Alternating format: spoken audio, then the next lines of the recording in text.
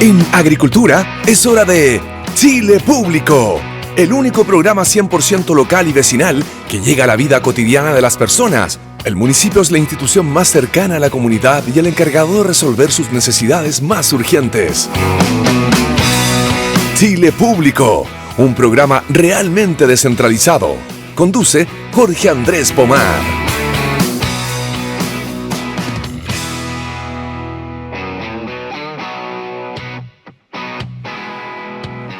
¿Cuándo suena esta cortina musical? Es que comienza un nuevo capítulo de Chile Público que hacemos con municipios por Chile.cl. Noticias realmente descentralizadas. También no te olvides de descargar la app de Radio Agricultura, donde nos escucha la gente, querido Luis Fraile. Vamos a ir como a la zona central, a ver.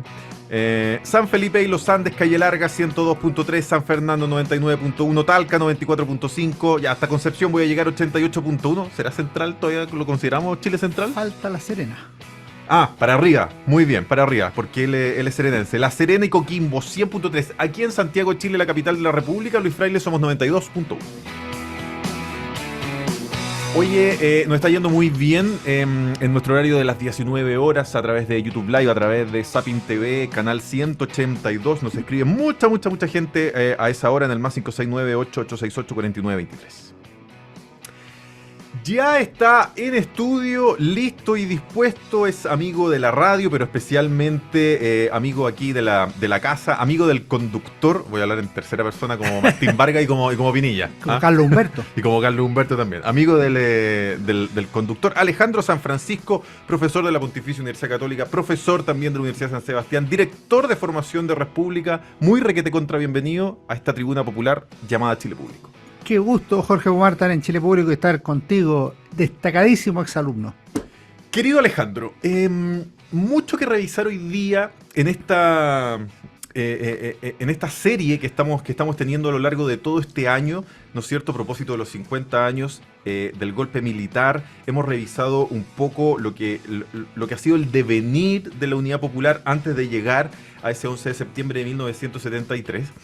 Un poco lo que conversábamos antes era que queríamos también hacer un símil más o menos de en qué estaba la Unidad Popular, en qué estaba la oposición durante el mes de mayo. Patricio Aylwin acababa de asumir la presidencia del PDC, el Partido Demócrata Cristiano, Eduardo Frei la presidencia del Senado. Pero también es difícil abstraerse de lo que está sucediendo en Chile y hacer este paralelo también con lo que pasaba antes, que a la gente también le agrada mucho. 2 semanas atrás, las derechas, porque ahora en Chile hay mucha derecha, yo por lo menos distingo 3, que es la tradicional de Chile Vamos, la derecha más a la derecha, que es la del Partido Republicano, y una derecha muy populista, que es la del PDG, a mi juicio. Un resultado histórico, veía algunas declaraciones tuyas también esa noche, en donde hacías alusión que no hay registro de un mejor resultado en una elección no uninominal, que básicamente la presidencial, de las derechas en Chile desde el año 1932. Así es, y es importante decir por qué en 1932, porque hay que decir, oye, en 1863. Bueno, pero es que el sistema de partido era radicalmente distinto, pero el del 1932 es comparable, o sea, ahí ya hay izquierda, ya hay Partido Comunista, ya hay Nueva Acción Pública, que después va a ser Partido Socialista, hay un partido radical. 1863 como que jugaban solo. Es otra época, no es comparable. En cambio, en 1932 en adelante tenemos la izquierda del siglo XX que duran hasta hoy, más o menos. La derecha era el Partido Conservador y el Liberal, había otras facciones liberales dando vueltas. Desde ahí hasta hoy, este es el mejor resultado de las derechas en su historia. Si tú comparas lo que fueron conservadores y liberales y conservadores, porque después hubo 2 partidos conservadores, nacionales del 66 al 73, UDI y Renovación Nacional, si quieren le suman la unión de centro-centro. Nunca ha habido un resultado mejor, incluso sumando después a Evópolis y a Republicanos. Hasta esta elección, en que sacan más de la mitad del órgano representativo, o sea, 2/3, y además obtienen un respaldo popular sobre el 60%. Es decir, es un resultado realmente inimaginable hace 3 años atrás, y en el siglo XX, como acabo de decir, no hay un resultado semejante. Yo tengo la impresión de que Chile en general es un país de centro izquierda. en los últimos años incluso devenido en socialdemocracia. ¿Tú crees que eso es un juicio correcto? Yo creo que Chile no es definible así a priori que es de centro derecha o centro izquierda.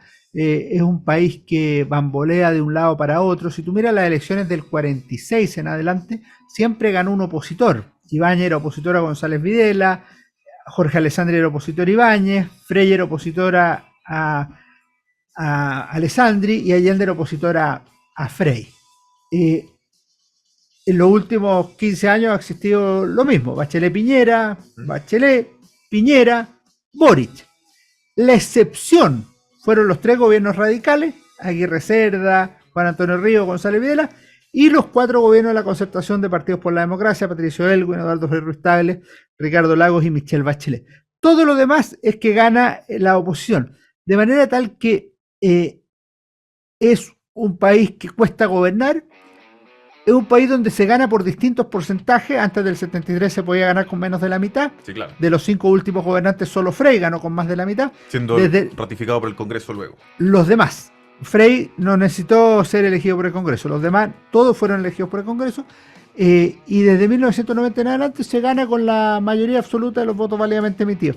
Ahora, ¿es más de derecha o es más de izquierda? La izquierda puede haber ganado más elecciones en algún lado, pero la izquierda ha ganado pocas elecciones en Chile. Los radicales cuando ganaban las elecciones no eran de izquierda, eran de centro con alianzas con la izquierda. Y si uno dice, ya, y Alessandri, ¿qué es lo que era derecha? Pero sacó 32%. Eso no es un éxito de la derecha, no. Es división de lo otro. Y Allende, que era de izquierda, ganó con 36%. O sea, tampoco es un éxito. Yo creo que en los últimos años... Pero ahí tengo un matiz. A ver. Porque el programa de Tomic, cuando gana Allende, era bastante parecido al de Salvador Allende. Entonces yo siento que las ideas progresistas de la época superaron el 60% en ese momento. Ciertamente, pero no la llegada del gobierno. No. Tú ahí cambiaste el registro y te fuiste a las ideas programáticas. Sí, lo comparto y vale. Pero en términos de candidatura presidencial no es así. O sea, no llega con un respaldo mayoritario... Jorge Alessandri tampoco. Entonces hay que verlo caso a caso. Y hoy día yo te diría que Chile es un país segregado, dividido electoralmente. O sea, hoy día las ideas de la derecha en términos económicos yo creo que están más fuertes que las de la izquierda. O sea, la gente en general confía más en el sector privado que en el Estado, prefiere administrar ella los recursos de las pensiones, si bien requiere un subsidio estatal para los que están con menores recursos en sus últimos años, que tener esto en fondos nacionales administrados por el Estado. Eso es lo primero. Pero en materia cultural se ha producido una evolución bien grande, por ejemplo, en términos de aceptación del aborto en 3 causales, para mostrar un ejemplo. Entonces, se está moviendo culturalmente el país y se está moviendo en las 2 direcciones, no solo en una. Cuando tú decías... yo no tengo claro si Chile es un país de centro izquierda, de centro derecha, y dabas los ejemplos muy de acuerdo en eso, que Chile venía siendo un péndulo, que iba para allá, que iba para acá, que Bachelet, que Piñera, que Bachelet. Ok, de acuerdo. Pero y si eso también lo lleváramos al campo de las ideas, algo que en política a veces se debate poco, porque muchas veces uno está preocupado de ganar la elección, bien que así sea, si de eso se trata también, por ejemplo, el fin último de un partido político, en el buen sentido, de ganar las elecciones. Pero para que no sea solo una elección, sino que esto perdure, siempre se habla esto de ganar la batalla de las ideas. Y en la batalla de las ideas, ¿tú crees que Chile va hacia algún lado? La última gran batalla de la idea fue una batalla que... Perdóname, te lo pregunto además porque... esta derecha, esta nueva derecha más conservadora, impulsada por el Partido Republicano, acusa finalmente a Chile Vamos de haber claudicado en las ideas. Entonces, y de haberse ellos mantenido firmes en las ideas históricas de la derecha. Estoy reproduciendo un poco lo que ellos plantean. Sí, yo creo que la última gran batalla de ideas y la gran construcción de hegemonía cultural se produce en el gobierno de Pinochet, particularmente en el ámbito económico. O sea, si tú miras hacia dónde iba Chile iba hacia el socialismo, en cualquiera de sus versiones, demócrata cristiana o unidad popular. Y después del 11 de septiembre de 73, cuando asume el gobierno de las Fuerzas Armadas, no tiene una orientación económica clara.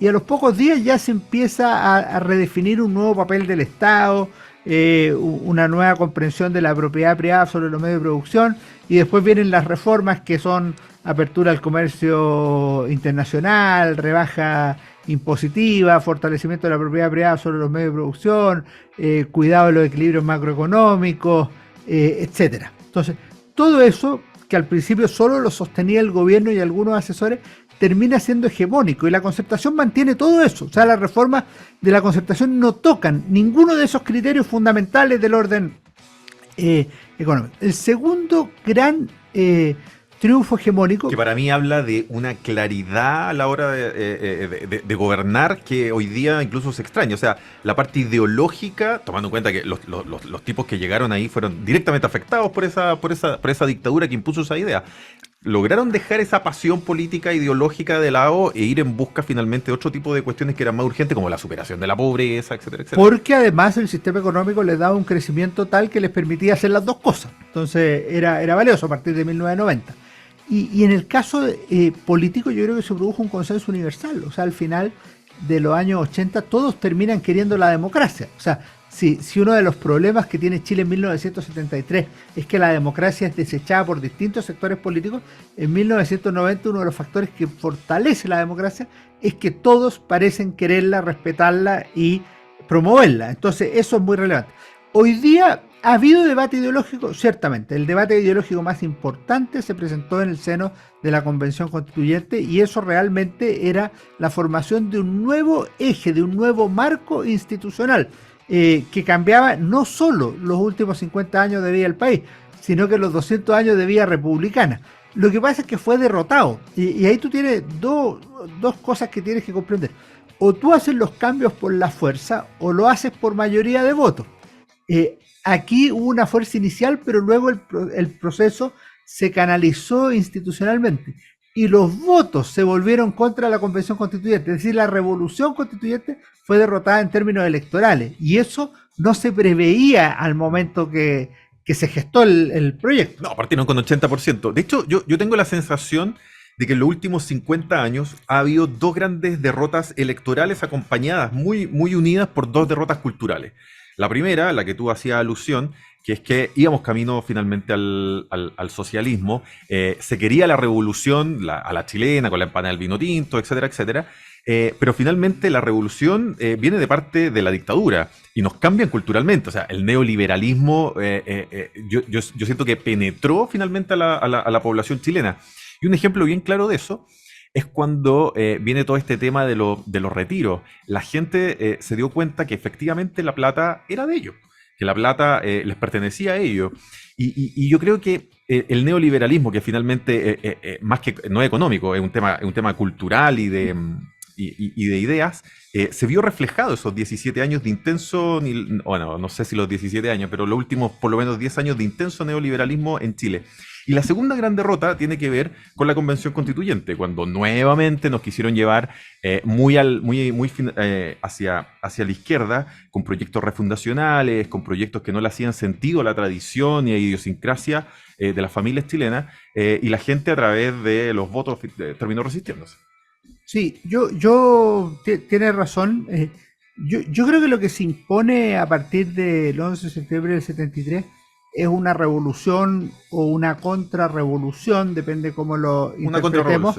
Y en ese caso es una revolución que podríamos llamar liberal, es una revolución de un sistema económico de libertad, de libre empresa, pero que se expresa en muchos otros ámbitos de la sociedad. O sea, el principio de subsidiariedad que algunos hablaban que se aplica en el ámbito económico, se aplica en los diversos ámbitos de la vida social, en la seguridad social, en la salud, en la educación. Porque tú lo que nombras de los retiros del 10% es muy tardío.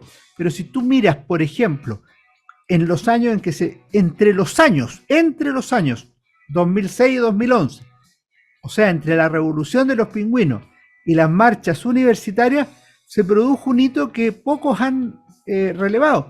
Es que se produce que por primera vez en la historia de Chile hay más gente en la educación particular subvencionada que en la educación que en la educación municipal o estatal. Es decir, mientras hay marchas legítimas, pero también ideologizadas por fortalecer la educación estatal, los papás están decidiendo por la educación privada de su hijo. Y eso es un cambio cultural que precede al que tú manifestabas del retiro del 10%, y que no tiene nada que ver con el neoliberalismo, no tiene nada que ver con eso, sino con una opción de los padres de decir qué es lo mejor que le puedo dejar a mis hijos de acuerdo a como yo lo veo. Con toda la libertad que tengo, como lo decían los políticos, los empresarios, los deportistas, ¿cómo puedo yo dejarle una mejor educación a su hijo? Bueno, eso cambia justo entre dos rebeliones estudiantiles que son muy relevantes. Entonces ese cambio cultural se estaba produciendo antes. Lo que pasa es que tiene una manifestación electoral el 4 de septiembre de 2022, porque había una agresión o una revolución constituyente que era muy profunda y que estaba a punto de ser exitosa. Hoy en día, y con esto quiero cerrar esta primera parte, Alejandro.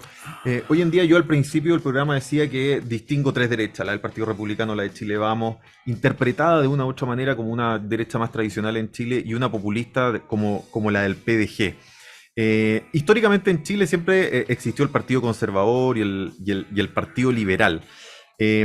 ¿Hubo otras manifestaciones similares de derechas en Chile, Sí. aparte de las clásicas como conservadora y liberal? Sí, cuando tú miras esto, es bueno mirar ¿Y a dónde respondían? es bueno mirar las dos grandes reuniones de la derecha. La primera fue en 1966, cuando se une el Partido Nacional. ¿Qué une el Partido Nacional? Une cuatro fuerzas: el Partido Conservador, el Partido Liberal, Acción Nacional de Jorge Prat Echaurren, que son nacionalistas, y grupos independientes. Es decir, eso es la derecha en general históricamente. ¿Qué se une en 1987 cuando se funda Renovación Nacional?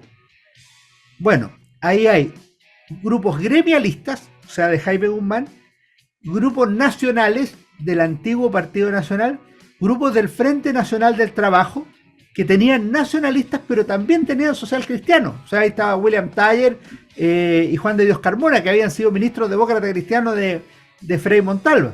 La Unión Nacional, que era una derecha entre nacional y liberal, de Andrea Lamán y Alberto Espira. Entonces, y había radicales anticomunistas. Entonces, si tú miras lo que son las derechas, tiene distintas variantes. A 1973, cuando competía el Partido Nacional, también había un grupo chico que se llamaba Democracia Radical. Piensa tú que ahí está Julio Durán, candidato del 64. Estaba en esa afiliación intelectual Gabriel González Videla, el presidente del 46 al 52. González Videla no tiene nada de conservador, no tiene nada de liberal, no tiene nada de social cristiano. Es un radical hecho y derecho, pero radical anticomunista. Y eso lo ubica en la derecha. Entonces, las derechas son muy plurales, y por eso cuando tú dices tres, lo dices correctamente, pero también haces una simplificación, porque uno podría decir, ya, entiendo que aquí esté el Partido de la Gente y entiendo que aquí esté Republicano, pero me vas a decir que Bópoli es igual que la UDI, por supuesto que no son iguales. Entonces ahí tú podrías distinguir dos más. ¿Y Renovación Nacional es igual que Bópoli y que la UDI? Tampoco. Como que tiene de los dos. Pero Renovación Nacional. Pero es distinto. Pero Renovación Nacional para mí es la derecha que tiene todo lo que no está en la UDI y en Bópoli. Tiene social cristianos, tiene nacionalistas, tiene grupos agrarios, tiene grupos radicales anticomunistas. O sea, es una cuestión más general, más heterogénea, que es parte de su riqueza y parte de su dificultad en la administración. Así es. Oye, vamos entonces a estos hitos que se dan también durante el mes de mayo, caminando, ¿no es cierto?, ese 11 de septiembre de 1973. Yo anticipaba la presidencia de Patricio Aylwin en el PDC y la de Eduardo Frei Montalva en la presidencia del Senado. ¿Por qué tú marcas esos dos hitos como precedente, ¿no es cierto?, para iniciar la conversación? A mí me parece que en 1970, cuando asume el gobierno de la Unidad Popular, la Democracia Cristiana es un partido que legítimamente se plantea como espectador del proceso. O sea, no se suma a la Unidad Popular, pero tampoco es un grupo opositor a la Unidad Popular. El año 71, cuando asesina a Edmundo Pérez Sujovic, primero, tema que tú conoces muy bien, por la Vanguardia Organizada del Pueblo, y en diciembre, cuando se va Fidel Castro, la Democracia Cristiana ya tiene una postura distinta. Tiene la sensación de que el gobierno ampara la violencia y que está avanzando con un claro sesgo totalitario. Y en ese esquema se vuelca a la oposición en el año 72, que se inicia con acusación constitucional contra José Toa. ¿Cómo se cierra el tema? Bueno, se cierra con que terminan alineados con el Partido Nacional en las elecciones de marzo del 73 en la Confederación Democrática. ¿Qué pasa en mayo? Frey ha vuelto a la política, pero Frey ha planteado que él vuelve a la política para derrotar a la Unidad Popular. Plantea la elección de marzo como un plebiscito a la gestión del gobierno y, junto con Renán Fuentealba, propone la rectificación democrática. Pero la base demócrata cristiana entiende que Renán Fuentealba está más hacia la izquierda, entonces quiere una oposición más dura. Y eso es lo que representa Patricio Aylwin en la elección de mayo.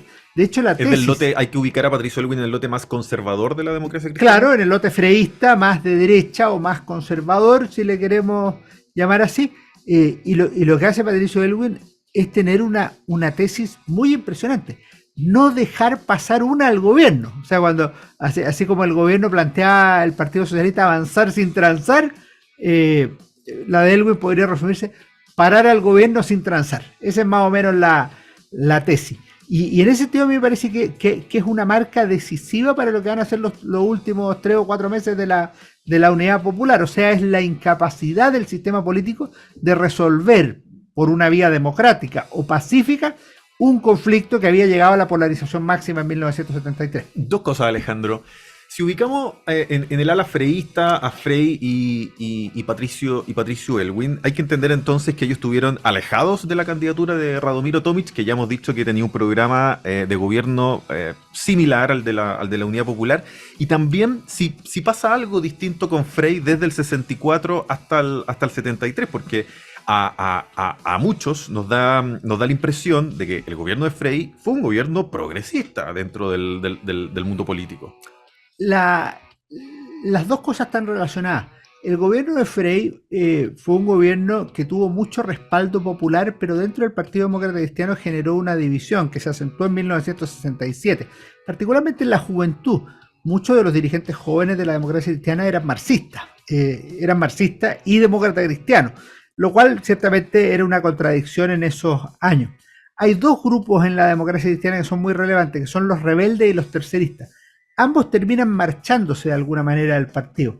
Los rebeldes fundan el MAPU, el Movimiento de Acción Popular Unitaria, y los terceristas, tardíamente el año 71, forman la izquierda cristiana. ¿Y qué significa esto en la práctica? Significa que los sectores más izquierdistas se van de la democracia cristiana, pero se pierde un puente entre la democracia cristiana y la Unidad Popular. ¿Qué es lo que eran estos grupos? Eran grupos que no estaban de acuerdo con Frey, pues eran grupos que miraban a Frey como un reformista solamente y no como un revolucionario. Lo dijo Tomic, y aquí lo vinculo a tu primera pregunta, lo dijo en 1970. Frey ha hecho un buen gobierno, pero no ha hecho la revolución. ¿Y cuál era la misión histórica de Frey? Hacer la revolución en libertad. O sea, ¿qué es lo que estaba diciendo? Que Frey fue un fracaso. O sea, un buen gobierno que no hace la revolución es un fracaso, porque era su único deber, hacer la revolución. Un status quo. Entonces, Frey tuvo muchas discusiones. Yo he tenido ocasión de leer las cartas recíprocas que se enviaban a propósito de la reforma agraria, y la verdad es que tenían una radical diferencia de interpretación sobre el proceso de reforma agraria del gobierno de Frei Montalva, que para Frey debería haber terminado con entrega de propiedad y para Tomic debería haber terminado con más socialización de la propiedad. Entonces había una dificultad muy, muy grande, y en la práctica, si uno mira cuál es el principal activo que podría haber tenido Tomic en 1970, a mí me parece que es el continuador de Frey. Frey era el principal activo de la democracia cristiana y Tomic se distancia, prefiere mantener una lejanía hacia Frey, lo que yo creo que termina perjudicando a su propia postulación. Lo último, también conversamos de esta histórica, y que siempre se hace mucha mención, de este histórico, voy a decir, y ojo la palabra que voy a usar, pronunciamiento de la Cámara de Diputados respecto a la inconstitucionalidad del gobierno de Salvador Allende. ¿Y por qué digo pronunciamiento? Porque no es la institucionalidad de la Cámara, sino que es un grupo importante y mayoritario de diputados que se hacen presentes finalmente con este sesgo. Pero no hay un pronunciamiento oficial de la Cámara de Diputados, algo que siempre como que al final termina siendo motivo de discusión. No, yo creo que es una declaración oficial. O sea, lo que hay ahí es una declaración de la Cámara de Diputados sobre el grave quebrantamiento del orden constitucional y legal de la República, que lo podemos hablar más largo en agosto, pero es una declaración oficial aprobada por la mayoría de la Cámara, y el oficio respectivo va firmado por el presidente de la Cámara, no va firmado por un grupo de diputados sueltos, va firmado por Luis Pareto, presidente de la Cámara de Diputados, en un documento que revisó Patricio Elwin en su minuto con uno de los autores, que era Claudio Rego Vicuña, y la discusión en la Cámara es una discusión muy potente en términos ideológicos y muy potente desde el punto de vista visceral. Y lo que hace la Cámara de Diputados, en dos palabras, es decir, el gobierno ha violado flagrantemente la Constitución y las leyes en dos aspectos fundamentales: los derechos de las personas y las libertades personales, y el principio de separación de poderes. Y no lo ha hecho por casualidad, lo ha hecho porque busca conquistar el poder total, tiene un objetivo totalitario. Y por eso representa a los ministros miembros de las Fuerzas Armadas, porque este era el Gabinete de Seguridad Nacional, este grave quebrantamiento del orden constitucional y legal de la República, y les pide a dichos ministros miembros de las Fuerzas Armadas que pongan fin a las situaciones de hecho referidas. El presidente Allende, intuitivamente, inteligentemente, interpreta esto como un llamado a un golpe de Estado. Alejandro San Francisco, profesor de la Universidad Católica, profesor también de la Universidad San Sebastián, director de formación de República. Qué gusto, qué agrado. Nos faltó programa como siempre. Nos veremos el próximo mes, pues, don Jorge. Nosotros, Luis Fraile, hacemos una pausa en Chile Público y volvemos con más. En agricultura es Chile Público, un programa realmente descentralizado, con Jorge Andrés Pomar.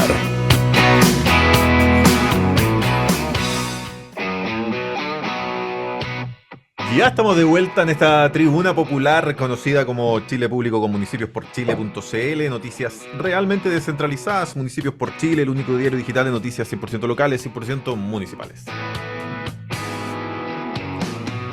Haga usted como el diputado Guzmán, haga usted como el diputado Melo, porque ellos descargaron la app de Radio Agricultura y podrás escuchar este y todos nuestros programas desde cualquier lugar de Chile y el mundo. Como se hace muy fácil, en tu celular ingresas a Google Play o Apple Store, escribes Radio Agricultura, descargas el listo con la app de Agricultura, siempre estaremos contigo donde quiera que vayas.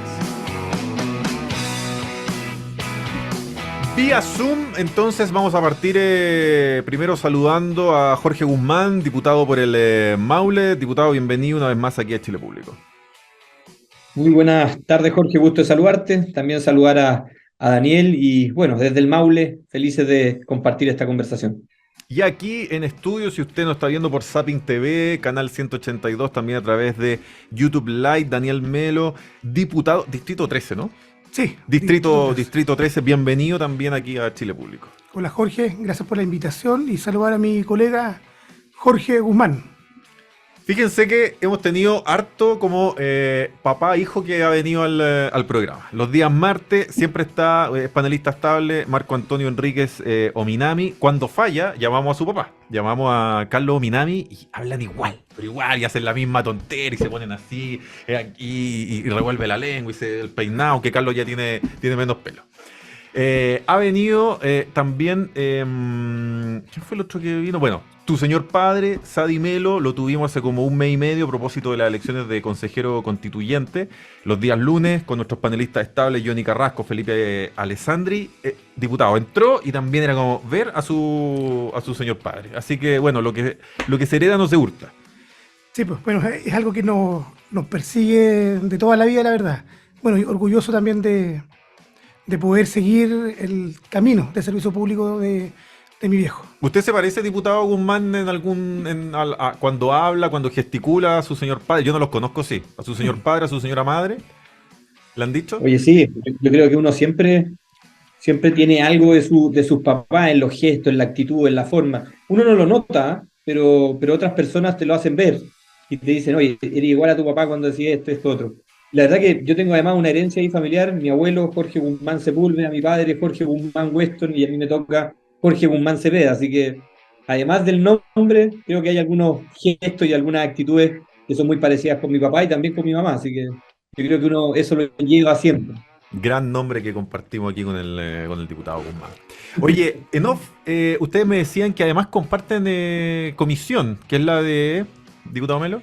Personas mayores y discapacidad, los días martes desde las 5 de la tarde en adelante. Así que si nos podrían, no estaba en la pauta, pero si, como aprovechando que comparten la comisión, si nos podrían poner un poquito al día en qué está esa importante comisión. Mira, estamos viendo dos proyectos de ley, la verdad. El primero sobre cómo avanzamos en mejorar la política de inclusión laboral. Es una ley que fue aprobada por allá en el año 2017. A mí me tocó impulsarla en pleno gobierno de la presidenta Bachelet, la Comisión de Desarrollo Social. Y hoy día estamos mirando la posibilidad de poder aumentar de un 1% a un 2%, ¿ya? Y que esta ley efectivamente permita poder avanzar en una materia tan importante como es que las personas con discapacidad ingresen al mundo laboral, al mundo del trabajo. Estamos en ese ámbito. Y el segundo, Jorge, si no me equivoco, estamos trabajando de manera muy transversal también el proyecto que crea la Defensoría de las Personas Mayores. Excelente. O sea, dígame, diputado. Envejecimiento digno, activo y saludable es un proyecto que viene de la administración del presidente Sebastián Piñera y que hoy día el presidente Boric, a través de Senama, también le están dando un impulso y también entraría en la comisión prontamente. Y como comisión, ahí junto con Daniel, estamos tratando de impulsar una solicitud al Ejecutivo de justamente crear la Defensoría de las Personas Mayores, que es un poquito más ambicioso, pero no por eso menos importante y necesario para Chile.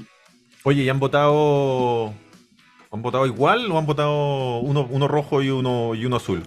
Yo tengo la impresión de que estas temáticas que son muy transversales, la verdad que concitan el apoyo con harta unidad respecto a estos temas, ¿verdad? Yo tengo esa convicción en lo concreto. Y creo que con Jorge además compartimos esos mismos principios y valores respecto a la necesidad de que el país avance en materia de derechos para las personas mayores, pero también en una sociedad inclusiva que no deje atrás a nadie en la carrera, ¿cierto?, de la vida. Estupendo. Ya. Vamos entonces a entrar en materia, estimados diputados. Lo primero que quiero partir preguntándoles tiene que ver con todo lo que está sucediendo a propósito del tema de las ISAPRES. ¿Ah? Voy a hacer un breve contexto, incluso me la voy a jugar con una opinión. Y es que, más allá, yo no soy fan de la ISAPRE. Quiero partir diciendo yo, cada vez que me tengo que ir a hacer algo, no tiene código. Nunca tiene código y en verdad uno mira para el cielo y cuenta hasta 10, etcétera, etcétera. Pero no me cabe duda de que hacer al Estado que se haga cargo de 3,5 millones de personas es también imposible. Absolutamente imposible. Y sería no solamente un perjuicio para las 3,5 millones de personas que están en ISAPRE y las tantas más que estando en FONASA se atienden en organismos privados, sino que también sería un perjuicio para las personas que se atienden solo en el mundo público, que les vengan a recargar aún más el ya sobre recargado sistema. Por otro lado, creo que es impresentable una especie de salvataje. A mí por lo menos no me parecería justo, pero tampoco siento que se pueden dejar caer. ¿Ah? Y lo que no creo tiene discusión es que si un tribunal de la máxima instancia en Chile emite un fallo, bueno, me podrá gustar, no gustar. En general los fallos yo entiendo que no se comentan, sino que se acatan. Por lo tanto, hay ahí también un tema. Entonces, yo creo que para el gobierno, pero sobre todo para las personas, están en un dilema y en un zapato chino bien duro. Salía, de hecho yo estoy en esa ISAPRE que salía que era la más complicada de todas en este momento. El problema que se generaría con las preexistencias, o sea, una persona que sacaba la ISAPRE de la Cruz, ¿ah? Y una persona con preexistencia no la recibe ninguna otra ISAPRE. Entonces, ¿cómo poder armonizar finalmente todos estos factores? Se ha hablado de que en vez de 6 meses, a lo mejor paguen en un año y medio. Se ha hablado de que a lo mejor la ISAPRE a las personas les den nuevas coberturas. Se ha hablado de que sean pequeños accionistas de las mismas ISAPRES, pero todavía no termina de salir humo blanco. Y no veo tampoco a la Asociación de Aseguradoras entregando llanamente soluciones, ¿no es cierto?, a conversar. Y ojo, y además tengo profunda desconfianza del gobierno, en el sentido que tengo clarísimo que en términos ideológicos, porque lo mío es como, a mí no me simpatiza mucho la ISAPRE, y lo digo por temas más bien prácticos, pero al gobierno no las quiere en términos ideológicos. Entonces, tengo cierta desconfianza de que el gobierno o un sector del gobierno, básicamente a pro dignidad, se incline por tal vez dejar caer un par de ISAPRES, no creo que el sistema completo, pero al menos un par de ISAPRES, estrictamente por un tema ideológico, aprovechándose, entre comillas, de esta de la complicación y del mismo fallo, ¿no es cierto?, de la Corte Suprema. Parto con usted, diputado Guzmán. Bien, yo, Jorge, bueno, muchas de tus aprensiones las comparto. Y creo que me quedo con la última parte. Yo creo que justamente lo que no debe ser prioritario, lo que no debe llevarse el centro de atención en esta discusión, justamente tiene que ser el sello o el sesgo ideológico que puedan tener, en este caso, el gobierno o eventualmente algunos parlamentarios. Este problema se genera también por una falta del Estado, una falta en cuanto a la fiscalización, a la superintendencia, que debió, en definitiva, hacerse cargo mucho antes de esta situación. Y por tanto, al Estado también le juega un rol, que es el rol de cómo hacemos que se cumpla un fallo judicial que debe cumplirse, pero también garantizando y poniendo en el centro de las soluciones a los ciudadanos. Acá tenemos efectivamente cerca de 3,5 millones de personas que están en la duda de cómo van a poder abordar sus temas de salud. Y el día de hoy yo revisaba una entrevista o unas palabras del expresidente Lago que justamente dan el clavo en lo que significa salirse de la ideología y entender que en un sistema de salud donde debemos preocuparnos de entregarle calidad, dignidad y oportunidad a las personas, tanto el sistema público como el sistema privado deben convivir. Entonces yo esperaría, y tomándome también de tus palabras, Jorge, que la solución que proponga el Estado primero se haga cargo de cumplir un fallo. Aquí tenemos un fallo, una sentencia judicial que debe cumplirse. Y segundo, de poner a las personas, a los usuarios, como lo más importante. Y no darse un gustito ideológico de cerrar, de eliminar, de cambiar el sistema de salud y llevarlo todo a lo público, porque creo que eso va a generar un colapso y va a entregar y va a seguir afectando más profundamente el sistema de salud que hoy día en Chile, nuestra salud pública, está totalmente dañada. Así que yo creo que aquí la ideología hay que dejarla de lado y buscar soluciones en beneficio de las personas. Agrego algo más, diputado Melo. Siento que durante la pandemia el sistema integrado que trabajó del sistema público y el sistema privado probó que es perfectamente posible no solamente convivir, sino que generar alta calidad y entrega de servicios a tiempo y eficiente a las personas, que finalmente yo imagino lo que uno busca. Sí, mira, lo primero, nosotros el día miércoles tuvimos una importante reunión en el Congreso con el superintendente, don Víctor Torres. ¿Ya? Estamos preocupados, la verdad, de este problema que existe para sobre más de 3,5 millones de personas. ¿Ya? Y si uno pudiera sacar algo limpio de esa conversación, bueno, lo primero es que los fallos de la Corte Suprema deben acatarse. ¿Ya? Yo creo que celebro que el diputado Guzmán esté a favor de aquello, ¿ya? Porque cuando uno mira el comportamiento que existe de la derecha, en el Senado al menos, bueno, hay un proyecto de ley que busca un verdadero portonazo, ¿no es cierto? Una impunidad para que las ISAPRES, la industria, no cumpla con este fallo, ¿ya? Entonces, celebro que al menos en la Cámara de Diputados existe una visión distinta, ¿ya? Y que, como se decía acá, los fallos de la Corte Suprema se cumplan. Lo segundo es que yo creo que efectivamente tenemos que dar una salida equilibrada intermedia. El gobierno también está en eso, presentó una ley corta, se abrió la posibilidad de poder revisar esa misma propuesta buscando un equilibrio entre acatar el fallo, o sea, cumplirlo, pero también darle la posibilidad a las ISAPRES para que puedan hacer el camino de pago, pero manteniendo, ¿no es cierto?, la sostenibilidad del sistema, ¿ya? Porque yo creo que esto es de preocupación de todos. Aquí hay una falsa disputa entre aquellos que creen que uno puede buscar acá, darse un gustito de buscar la destrucción de las ISAPRES para avanzar un sistema nuevo. Yo creo que hay que avanzar es un sistema mixto y la verdad que en ese sentido, como tú bien lo planteabas... ¿Usted descarta de plano que no hay ninguna ideología de parte de la Dignidad que esté interesada en terminar con la ISAPRE? Yo al menos la conversación que tuvimos con el superintendente y las conversaciones en el Parlamento, no existe eso.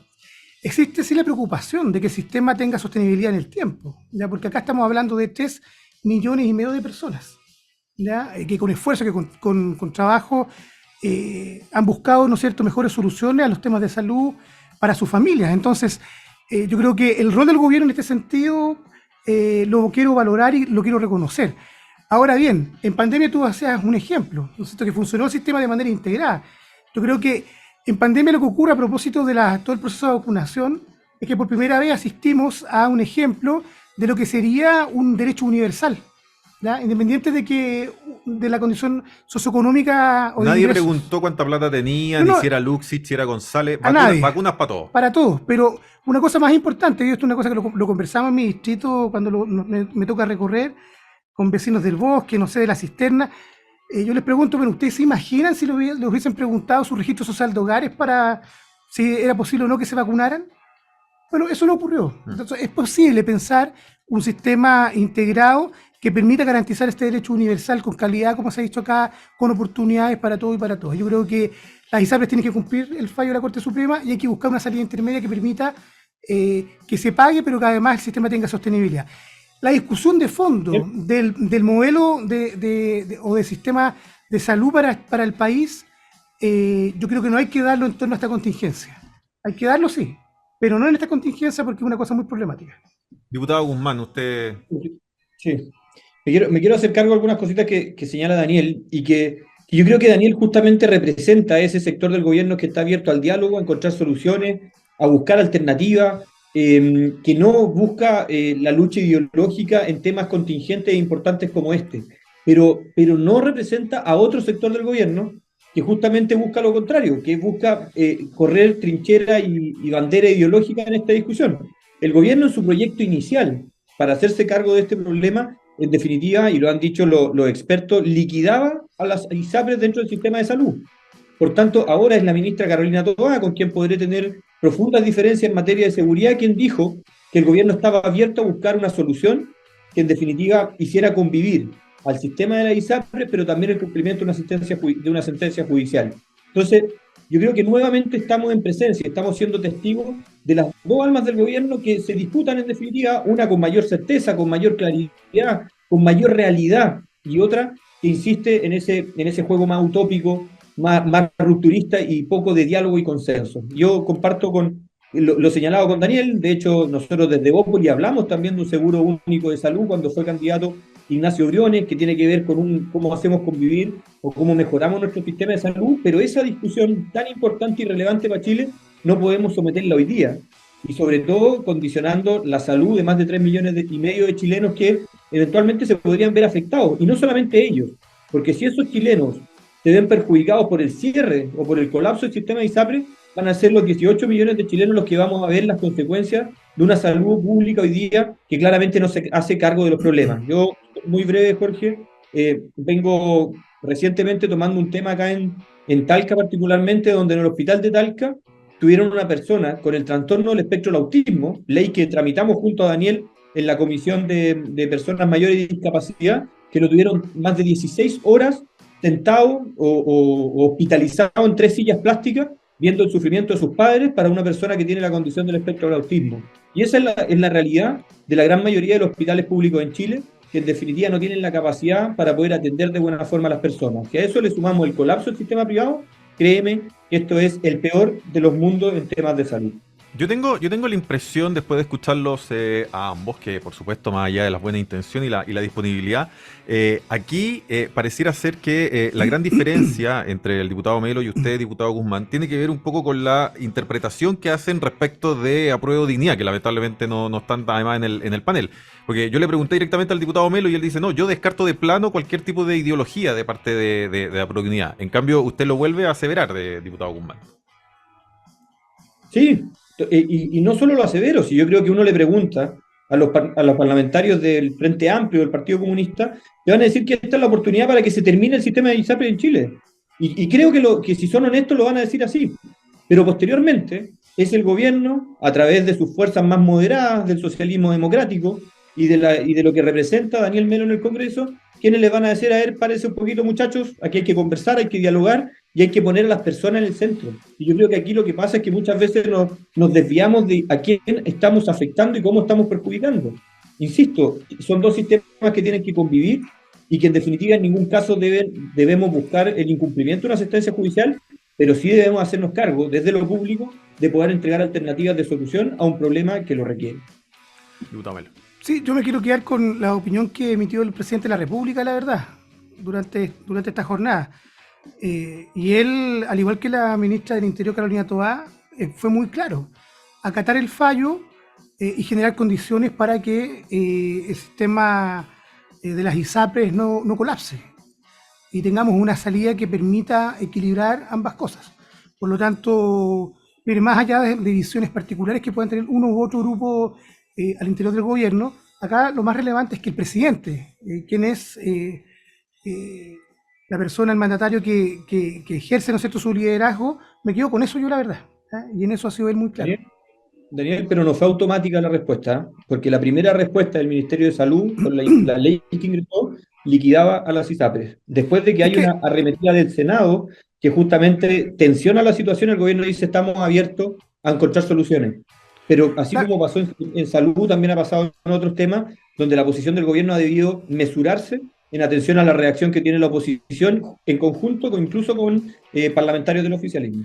Sí, la verdad es que efectivamente uno puede ir cambiando en el tiempo. O sea, que la política también se trata de eso, ¿no? De poder escuchar a distintas visiones, de poder integrarlas y en definitiva de poder tener visiones que permitan salir de los problemas. Yo la verdad que no comulgo con ideas dogmáticas ni con el enamoramiento de las ideas propias, sino que para eso mismo es el debate público. Yo tengo la impresión de que en eso el presidente ha tenido la capacidad de poder escuchar, de poder ir integrando, ¿cierto?, las distintas miradas y visiones, sobre todo en un tema tan urgente como el acceso a la salud. Y en ese sentido yo creo que el gobierno ha sido muy claro, ¿ya? Mira, hay una interpretación, una la que tiene el diputado Guzmán en términos de que se buscó liquidar las ISAPRES. Yo creo que eso no es así. Pero pues bien, desarrollado el debate, hoy día tenemos una opinión que incorpora, ¿no es cierto?, una determinada visión para poder darle sostenibilidad a las salidas de la ISAPRES. El punto es que la industria, independiente de estas visiones que se han ido moderando y buscando acuerdos, siguen afirmando de que si esto sigue así, de aquí al mes de septiembre de este año va a entrar en una bancarrota. Yo la verdad es que uno esperaría una respuesta distinta, ¿ya? Que primero es buscar la sostenibilidad del sistema, pero además acatar los fallos de la justicia. Aquí nadie puede estar por sobre un fallo tan importante como el de la Corte Suprema, la verdad. Ambos han hablado de la viabilidad, ambos han hablado de una solución mixta, siempre respetando el fallo de la Corte Suprema, que yo creo que es el piso, ¿no es cierto?, para conversar dentro de las reglas del Estado de Derecho. ¿Me podrían ser un poco más concretos y decir cuáles creen ustedes que son esa solución intermedia? Porque yo planteé un poco lo que ha aparecido en la prensa, que tiene que ver con alargar la cantidad de tiempo para devolver la plata, que tiene que ver con sumar a los cotizantes como pequeños accionistas y otras, ¿no es cierto? Pero ustedes que están más en la discusión, ¿cuáles son esas soluciones intermedias a los cuales tal vez podríamos llegar? A ver, yo no me quiero hacer cargo directamente de la solución porque la verdad que requiere un cierto análisis más profundo. Entiendo que Daniel tampoco participa en la Comisión de Salud, donde estos temas se ha escuchado a los distintos participantes o referentes en la materia, pero yo creo que la línea de solución tiene que ir en primera parte por dar cumplimiento a una resolución judicial que eventualmente puede tener distintas formas de cumplimiento, que también entendamos que aquí hay un perjuicio que va a afectar a 3,5 millones de usuarios, por tanto hay que ver cómo le damos viabilidad al sistema en conjunto, que le damos una fórmula o una alternativa de cumplimiento y que también nos permita avanzar en un sistema de salud donde el sector privado conviva directamente con el sector público. Por ahí, insisto, nosotros lo planteamos como Evópoli cuando se dio la discusión presidencial junto con Ignacio Briones, la posibilidad de tener un seguro único de salud y un sistema único de salud. Yo creo que esa pelea que es un poquito más compleja, hay que conversarla, hay que dialogarla, pero hoy día las soluciones están en manos del Ministerio de Salud, que además tiene facultades exclusivas por parte del presidente de la República para legislar en algunas materias, y ver cómo, insisto, damos esta viabilidad. Es un tema de verdad que tiene ciertos aspectos sumamente técnicos donde puede que se haga más complejo una solución o una vía de solución, pero insisto, hay que darle viabilidad al sistema en conjunto con cumplimiento del fallo y la sentencia judicial. Estimados, nos queda poquito tiempo porque nos metimos en este importante tema. Preguntar un poco, ambos están en lugares que son bien distintos territorialmente. Usted, diputado Melo, es del distrito 13, Santiago Sur. Corríjame, El Bosque, La Cisterna, Pedro Aguirre Cerda, San Ramón, San Miguel. Y Los Espejos. Y Los Espejos. Me faltaron los amigos de me faltó uno, y Luis Fraile se enoja. Y acá el diputado Guzmán por el Maule, Talca, Curicó, no Londres. Talca, Curicó, sus 19 comunas. Y la otra 19, imposible que me la sepa. Pero a ver, alguna. Villa Alegre, ¿sí? ¿Está bien eso, no? Villa Alegre, nos fuimos al Maule Sur. Acá Villa tenemos Alegre. desde Constitución, Empedrado, Talca, Pelarco, San Rafael, y nos vamos ya al Maule Norte, Curicó, Teno, Romeral, Sagrada Familia. Tal cual. Son algunas de las 19. Y bueno, hago este paralelo porque, si bien es cierto, la seguridad es un tema que cruza todo Chile, se vive de manera completamente distinta territorialmente. A veces uno tiene la impresión de que en sectores más rurales, como los que representa el diputado Guzmán, puede que esté la delincuencia más aplanada o que sea menos violenta, etcétera. Ya nos va a contar. Y por otro lado, claro, usted está en comunas bien populares de Santiago Sur, muchas de ellas incluso vulnerables. En algún momento incluso se ha pedido estado de excepción para Santiago Sur. Y esta semana tuvimos un poco la opinión, o más bien las respuestas a la interpelación del diputado Longton de la ministra del Interior, Carolina Toá, la cual se ha alabado, o por lo menos ha destacado cierta capacidad política desde su llegada al gobierno, pero se sigue bastante al debe en materia de seguridad. Entonces, preguntarles muy brevemente, diputado Guzmán, ¿qué le pareció finalmente esta interpelación y si pudo sacar algo limpio de la misma? Sí, bueno, primero nosotros compartimos que hoy día vivimos una crisis de seguridad sin precedentes y creemos, y yo en lo personal creo que la interpelación es un instrumento constitucional que nos permite buscar respuestas y un control en el Poder Ejecutivo respecto a las decisiones que se han tomado. De verdad que pareciera que la interpretación se pone en una especie de balanza entre quién pregunta, quién responde mejor, quién tiene más astucia política, y yo me quedo con lo de fondo, no con la forma.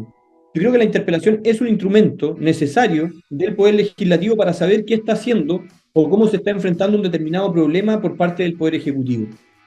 Y la verdad que yo me quedo con hartos temas puntuales que se plantearon en la interpelación, pero creo que políticamente hay dos temas que son muy relevantes. Uno, que hay un reconocimiento expreso de la ministra del Interior de la existencia de terrorismo en la macrozona sur.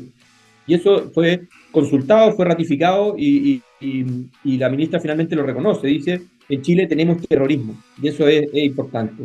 Y una segunda consideración también referente a la primera, es que la ministra dice, la ley antiterrorista que tenemos en Chile no permite llegar a una buena calificación jurídica de estas conductas terroristas, ¿ya? Y ahí es donde nosotros también desde el Poder Legislativo tenemos que asumir nuestra responsabilidad. Hace mucho tiempo que se viene hablando de actualizar y mejorar la ley antiterrorista en Chile, porque es demasiado subjetiva la posibilidad de calificar el hecho como hecho terrorista. Entonces, hoy día esa ley no está acorde a las circunstancias y por tanto no tenemos condenado en el país por conductas terroristas que eventualmente pueden ser calificadas de ese tipo. Yo creo que lo que pasó en el molino, en el sur, el molino Clormont, claramente era una conducta terrorista. Entonces, y no fueron condenados ni formalizados por esos hechos en esa forma. Entonces aquí tenemos, Jorge, una interpelación de la cual sí podemos reconocer y recoger aspectos importantes y de los cuales nosotros tenemos que avanzar desde lo legislativo. Así que yo valido el instrumento y también valido tanto al que interpeló como a la interpelada en cuanto a su respuesta. Creo que la interpelación sirvió al gobierno, y en particular al Ministerio del Interior y la ministra, para dar cuenta de todo lo que ha hecho el gobierno estos últimos años en materia de seguridad. No solo en la agenda legislativa, que hay un acuerdo de por medio de más de 30 proyectos de ley, sino que también en las medidas administrativas, el refuerzo a la labor policial, carabinero, la posibilidad de poder traspasar más atribuciones, ¿no es cierto? Toda la política en materia de crimen organizado, el plan Calle Sin Violencia. Yo la verdad que quiero reconocer al gobierno, de las 6 comunas de mi distrito hay 4 que están en el plan, y nos faltó una solamente, que es Pedro Aguirre Cerda. Ya nosotros le hemos solicitado al Ejecutivo, la verdad, Dicen que Pedro Aguirre Cerda quedó fuera por la baja entre comillas, cantidad de homicidios. De homicidios, claro. Pero uno esperaría que es como proporcional a la población, ¿no? No, la verdad es que según los indicadores, los criterios del gobierno, tiene que estar una media, un promedio, y está bajo ese promedio, ¿ya? Pero la opinión pública conoce todos los hechos que han habido de connotación pública, una balacera, los narcofunerales, policías que han sido asesinados. Hay un problema concreto ahí de crimen organizado que está instalado en el sector sur de Santiago y que hay que combatirlo. Nosotros le pedimos al gobierno, porque mira, en el contexto de la semana pasada, hubo una sesión especial en el Congreso. Lo que hicimos nosotros fue solicitarle, conjunto con el alcalde Pedro Aguirre Cerda, con Luis Astudillo, con quien hemos trabajado mucho durante este tiempo, le pedimos al Ministerio del Interior un plan, medidas concretas, ¿ah?, especiales para Pedro Aguirre Cerda, para combatir los hechos que hay de violencia. Y bueno, estamos a la espera que se nos entreguen las propuestas de parte del gobierno, ¿ya?, porque queremos avanzar hacia allá. Me tocó presentar un proyecto de ley, quisiera recordarlo, hace un par de semanas atrás, en compañía con la diputada Daniela Chicardini, por ejemplo, para restringir la realización de los funerales de alta peligrosidad, ¿no es cierto?, los funerales narcos. Son medidas concretas, que avanzan hacia establecer mayores niveles de seguridad, porque creemos que la seguridad es un derecho, para los socialistas al menos es así, y tenemos que trabajar todos de manera unida, sin trinchera política, para poder en definitiva brindarle a la comunidad, a las familias, paz, tranquilidad, y que en definitiva, bueno, podamos tener un mejor país, porque en definitiva los hechos que hemos venido viendo no nos satisfacen a nadie. Es lo que queremos todos. Municipios-por-chile.cl, noticias realmente descentralizadas, y la app de Radio Agricultura. Diputado Guzmán, gracias por esta noche aquí en Chile Público. Oye, muchas gracias a ti, Jorge, gracias a Daniel. Me quedo con algo, sí. Plan Calle Sin Violencia en el Maule no consideraba ni una comuna. Tuvimos que gritar para que nos consideraran al menos la capital regional. Pero tenemos situaciones problemáticas en Curicó, Talca y comunas aledañas, que es la movilidad del delito. Así que ahí tengo algunas apreciaciones con el Plan Calle Sin Violencia. Nos faltó tiempo. Gracias por la oportunidad. Sí. Vamos a invitarle un bloque. Ayer la medida importante del royalty, yo creo que una gran noticia para todos los chilenos de regiones mineras, pero también, claro, pero también para comunas de sectores populares, como el Bosque, por ejemplo, que va a recibir más de 2.250 millones de pesos adicionales para poder invertir, ¿no es cierto?, en mejorar salud, educación, poder en definitiva avanzar en equidad territorial. Así que estamos muy contentos por aquello. Diputado Melo, muchas gracias por venir a Chile Público. Sí, gracias, Jorge, por la invitación, y Jorge Guzmán, nos vemos a la vuelta a la distrital. Se viene el martes, sí. el subsiguiente martes. Claro. El subsiguiente martes. Nos vamos, Luis Fraile. Buen fin de semana. Chao. En Agricultura fue Chile Público, un programa realmente descentralizado. Conducción, Jorge Andrés Pomar.